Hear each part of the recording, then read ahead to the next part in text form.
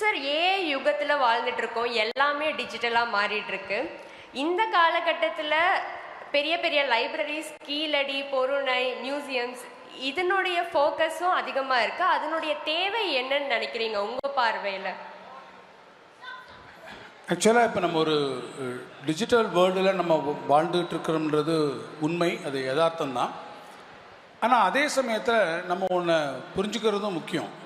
அதாவது நமக்குன்னு இருக்கக்கூடிய பண்பாடுகள், நம்முடைய கலாச்சாரம், நம்முடைய தொன்மை, நம்ம மொழி சார்ந்து இருக்கக்கூடிய அந்த ஒரு பெருமை, இவற்றையெல்லாம் நம்ம தலைமுறையில் நம்ம உணர்ந்திருப்போம். ஆனால் அதை அடுத்த தலைமுறைக்கு கொண்டு போகக்கூடிய கடமை உங்களுக்கு இருக்குது, எனக்கு இருக்குது, குறிப்பாக தமிழ்நாடு அரசுக்கு இருக்குது. சென்னைக்கு நிறைய வளர்ச்சி வேலைவாய்ப்பு கொண்டு வந்திருக்கீங்க. மற்ற ஊர்லேயும் இது மாதிரி வேலைவாய்ப்பு வளர்ச்சி இருக்கா? எங்கள் ஊரும் வளர்ந்துட்டு இருக்கா?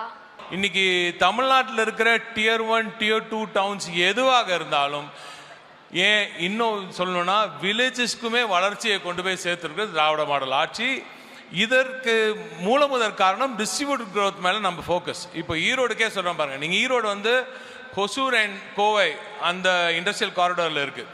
ஹொசூர் ஒரு பெரிய இவி ஹப்பாக மாறிட்டு வருது இன்னைக்கு. Kovai again fantastic hub, textile ஹப்னு சொல்லுவாங்க திருப்பூர், கோவை.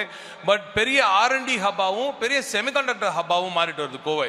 சார், ரீசண்டாக நியூஸில் வந்து ஏஐ டெவலப் ஆகிறதுனால ஆட்டோமேஷன் வருது, அதனால நிறைய வேலை வாய்ப்புகள் போகுதுன்ற மாதிரி நியூஸ் வருது. ஏஐ டெவலப் ஆகிறதுனால ஜாப் ஆப்பர்ச்சுனிட்டிஸ் போகுன்ற பயம் ஏற்படுது. உங்களோட கருத்து என்னவா இருக்கும் sir? If you are a programmer, your work is going to change.